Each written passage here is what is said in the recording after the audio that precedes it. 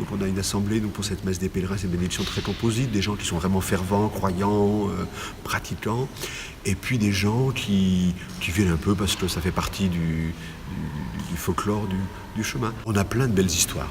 Des couples par exemple qui se disent voilà, on a eu, notre couple ça a été un peu tendu, on a eu des difficultés, on arrive à les surmonter en ce moment et en quelque sorte on part à Compostelle.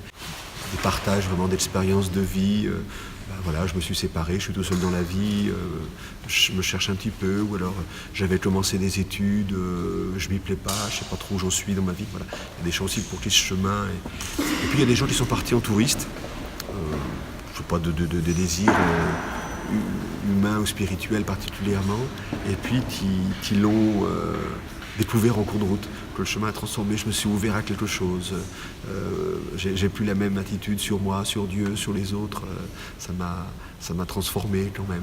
Voilà. Est-ce que vous avez fait le chemin? Alors non, moi j'ai pas fait tout le chemin, j'en ai fait des tronçons, mais je l'ai pas le fait. Alors c'est vrai, je le vis un peu par procuration. D'un certain côté, c'est un avantage, je ne projette pas mon chemin sur le chemin des autres.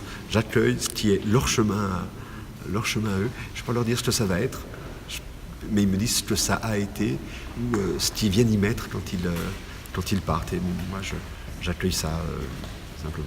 Il y a un des pèlerins qui part aujourd'hui qui m'a dit quand je vis un bon moment, j'aime bien donner aux gens qui m'ont aidé à le vivre un petit cœur. Alors voilà, mon petit cadeau d'aujourd'hui, moi, je repars avec un petit cœur qu'un pèlerin m'a donné. Voyons, on vit des belles choses.